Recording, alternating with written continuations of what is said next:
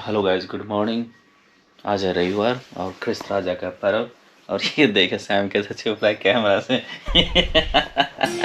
ये देखिए, कैमरा देख के पता चल गया उसको नींद में है। प्यार कर रहे हैं, देखिए कैसे कैसे बदमाशी करते हैं। मेरे बच्चे लाऊंगा। अच्छा बंद कर दिए कैमरा, चलो आ जाओ। अब कैमरा बंद कर दिया, चलो।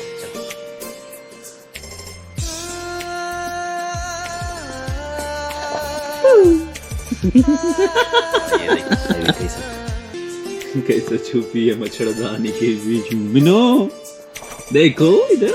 अरे पापा हेलो गाइस बोलो तो। ये भी छुप है। चलो उठो उठो, चलो चलो चलो चलो जल्दी। देखिए कैसे सोती है। चलो चलो घूम जाएंगे। मेकअप हो रहा है गाइस, क्रीम लगा रहे हैं। शैम कौन सा क्रीम लगाता है? ये बच्चों वाला क्रीम। ये है मेरी मीनुआ। हेलो गाइस बोल दो बेटा। चलो नहीं बोलेगी।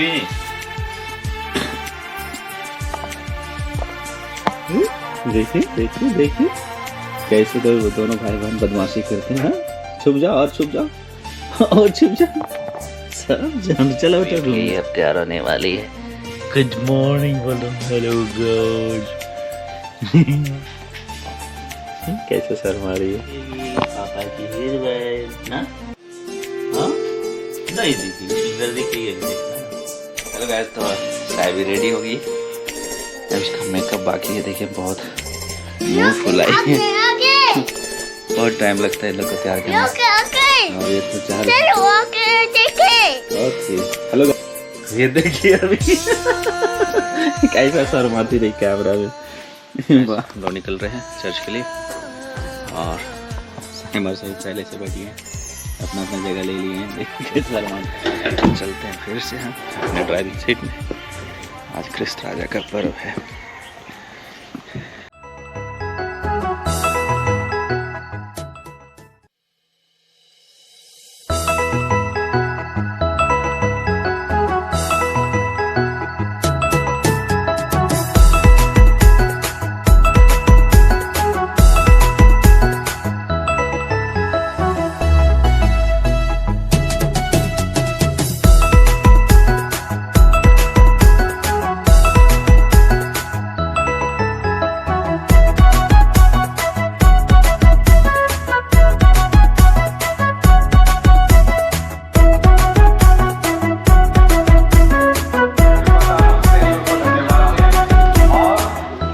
आज हम लोग का वीडियो बनने के लिए रेडी हो गया है। इंट्रो ले लिए हैं।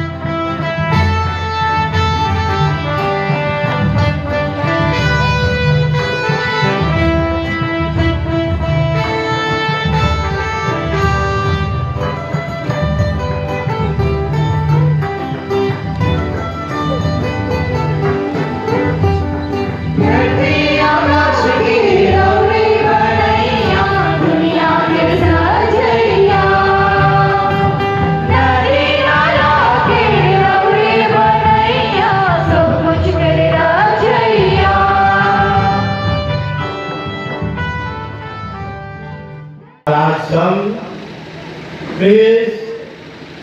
राजा पद के साथ इस पूजन पद्धति वर्ष का समापन करते हैं। और आज हम ऐसे राजा का पर्व मना रहे हैं जो राजाओं का राजा था और है भी और हमेशा रहेगा। हम उसे राजा का पर्व मना रहे हैं और वे हैं राजाओं का राजा अर्थात यीशु ख्रीस्त राजा पर्व हमें करने, प्रेम करने, दया करने, शांति से रहने और सत्य पर चलने के लिए संदेश देते हैं। प्रभु यीशु को पूर्ण रूप से राजा स्वीकार करें। आइए हम इस कृपा के लिए हम प्रभु से प्रार्थना करें और साथ ही साथ आइए हम प्रभु यीशु से क्षमा की याचना करें। हम सभी पापी हैं, हम बार बार पाप करते हैं, हम ईश्वर से भटक जाते हैं।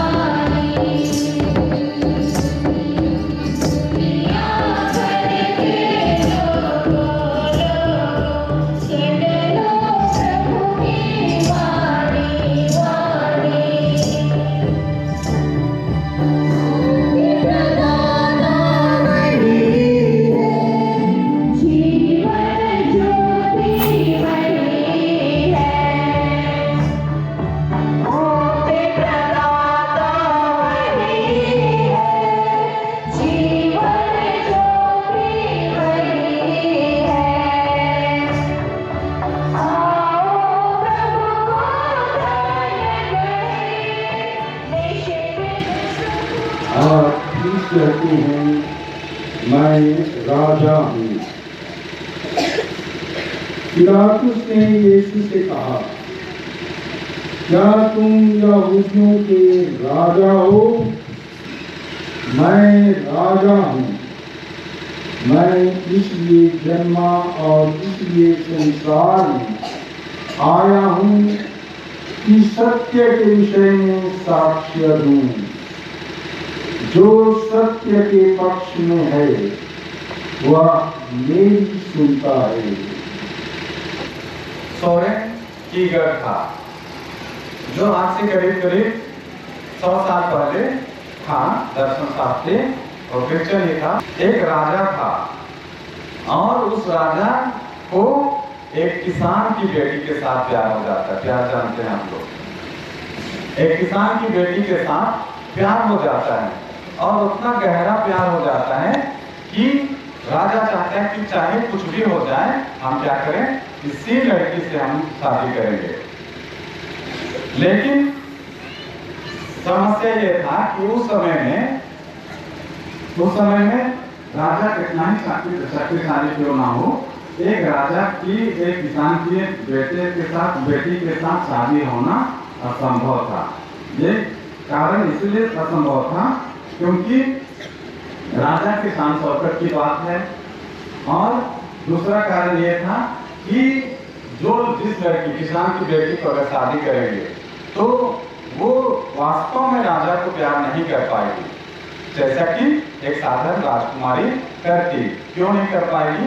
क्योंकि उसको हमेशा लगा रहेगा कि मैं क्या हूँ, एक किसान की बेटी हूँ, और ये क्या कौन है, एक राजकुमार ऊंचे खानदान का व्यक्ति है। ऐसा वैसा उनका ध्यान जाता है। फिर भी राजा सोचता है कि हम बहुत शक्तिशाली हैं, हम जैसा चाहते हैं वैसा कर सकते हैं, हमारा कोई विरोध करेगा फिर भी हम शादी कर लेंगे। लेकिन जब वो एकांत में रहता है तो उससे चिंता होती है, सोचने लगता है कि क्यों ना मैं अपने राजपाट को भी सोचता है कि अगर हम इस लड़की को शादी करेंगे तो हमको नेचुरल स्वाभाविक रूप से हमको प्यार नहीं कर पाएगी, क्योंकि उसके दिमाग में यही रहेगा कि मैं एक राजा हूँ और वो एक गरीब किसान परिवार से आती है, इसलिए भले ही वो प्यार करने दिखाएगी लेकिन वास्तव में स्वाभाविक रूप से हमको प्यार नहीं दिखा पाएगी, इस तरह सोचता है। इसलिए मुझे क्या करना चाहिए कि मैं क्या करूँगा कि इस राजपाट को छोड़ूंगा और एक साधारण किसान बनूंगा, और उस किसान बन करके ही मैं क्या करूंगा, इस लड़की को प्रभावित करूंगा और इससे शादी करूंगा, और तभी वह स्वाभाविक रूप से मुझे शादी करेगी, ये सोचता है। लेकिन इस दृष्टांत में भी कहता है कि राजा को ये भी सोच आता है कि अगर हम अपना राजपाट सबको त्याग देंगे, किसान बन जाएंगे और शादी करेंगे, तो ऐसा भी तो हो सकता है कि ये लड़की सोचेगी इस गरीब आदमी से हम क्यों शादी करेंगे, और अगर ऐसा हुआ तो हम ना राजा से रहें और ना ही लड़की से रहें। तो ये दोनों दुविधा है, और ये कहानी यहीं पर अंत होता है कि ना राजा को लड़की मिली या नहीं मिली हम लोगों को नहीं मालूम। ये जो कीगर लिखते हैं कि राजा को लड़की मिली कि नहीं मिली, शादी किया या नहीं किया, राजा के पद में है या राजा का पद को त्यागा, कुछ भी नहीं। कहानी यही से या प्यार यहीं पर अंत हो जाता है। लेकिन कीगर ने इस कहानी को लिखा, आधा छोड़ा, और हम सबों के जो पढ़ते हैं उनको चिंतन करने के लिए छोड़ा कि हम इसको पढ़ें, इसका मतलब क्या है। और किताब में बोलता है कि उन्होंने दो कारण से कहानी को बीच में यहीं पर अंत किया।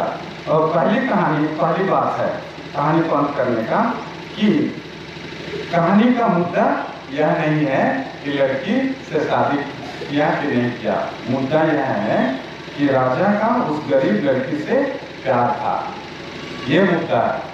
वो कहता है यह इतना महान था और राजा का प्यार इतना महान था कि उसने उसके लिए अपना राजपाट और सिंहासन त्याग दिया। ये पहली बात। और दूसरी बात, दूसरा कारण कि कीगर ने कभी नहीं बताया कि कहानी का अंत कैसे हुआ। यह है कि कहानी अभी खत्म नहीं हुई है, यह अभी जारी है। यह एक सच्ची कहानी है जिसका अंत अभी तक नहीं लिखा गया है। यह हम में से हर एक के लिए ईश्वर की प्रेम की सच्ची कहानी है। तो इसको ध्यान दीजिए। तो उसमें लिखा है कि इस कहानी में राजा कौन है? राजा ईश्वर है। और कहानी में लड़की कौन है? लड़की हम सब इंसान हैं। समझ रहे ना? हालांकि इसमें दो अंतर है कि पहला अंतर यह है कि राजा ईश्वर सांसारिक दृष्टि का राजा नहीं है, इससे बढ़कर है, और वह क्या है? डिवाइन है, मतलब दिव्य है। एक साधारण संसारिक राजा उसकी तुलना एक इंच भी उसकी बराबरी नहीं कर सकता है। दूसरा है कि ईश्वर का प्यार हमारे मनुष्य के प्रति, हम सबों के प्रति असीम है। वह हमसे उससे भी अधिक प्रेम करता है जितना राजा कभी उस किसान लड़की से प्यार करता था, उससे भी 1000 गुना ज्यादा हमसे प्यार करता है। लेकिन कहानी का बाकी हिस्सा बिल्कुल वैसा ही है। भगवान हमसे प्यार करते हैं, ईश्वर हमसे प्यार करते हैं और अपनी दिव्य स्थिति बनाए रख सकते थे। ईश्वर हमसे प्यार करते थे, करते हैं और करते रहेंगे। और जब करते थे उस समय वे अपनी दिव्य स्थिति को बिना गंवाए, मतलब स्वर्ग में रह करके भी हमसे प्यार कर सकते थे।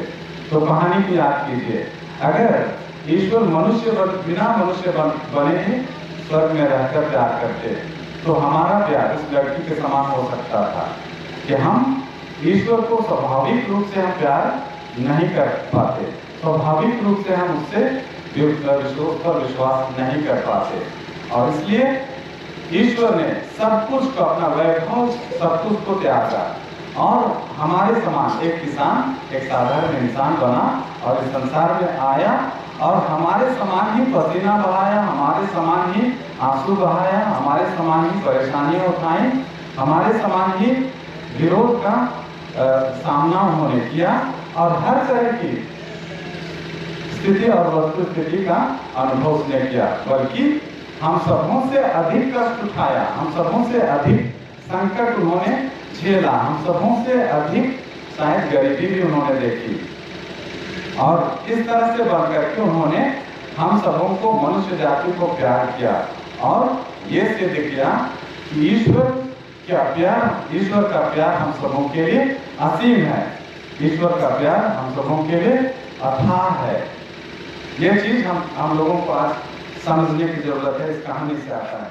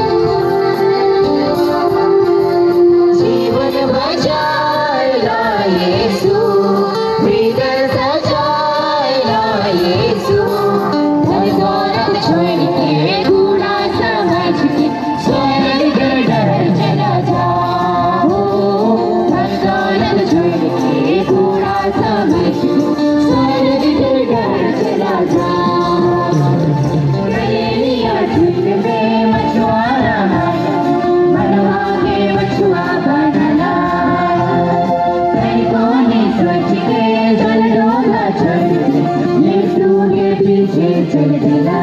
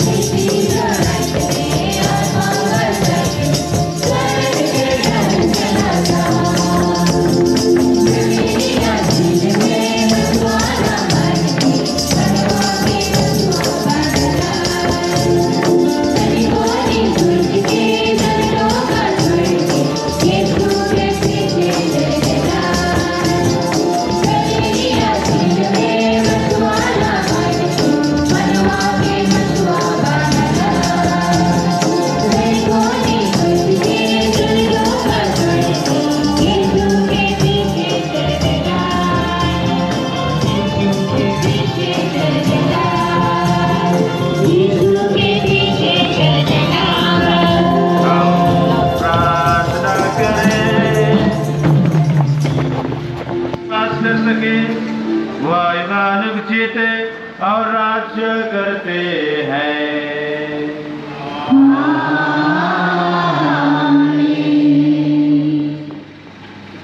प्रभु आप लोगों के साथ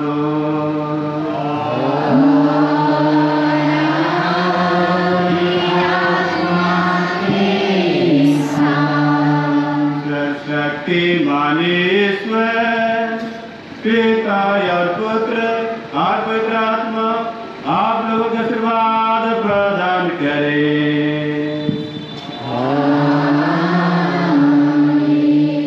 अब विद्यालय मिस्सा संपन्न हुआ।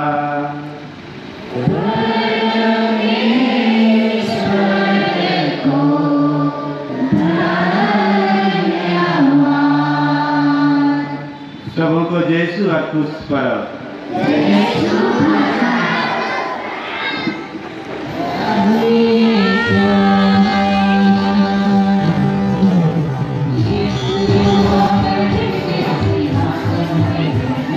हाय बोलिए दोनों भाई ब्रदर्स। वाह वाह वाह वाह, हाय करा। जयशु बहुत सुंदर लग रही है तुम लोग। मंद हुई है। ये है इस्लाम वो जल्द से जल्द पढ़ते आएंगे, अपने काम के अनुसार लग जाएंगे ताकि हम लोग जल्दी से इसको शुरू कर सकें। सभी से आग्रह है कि वो अपने क्रम के अनुसार आ जाए। Hello hi. जैसा कि ये मेरी दीदी है। आप स्पष्ट क्लियर।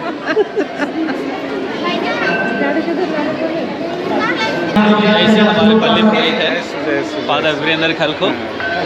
Thank you. कैसे बनने गए?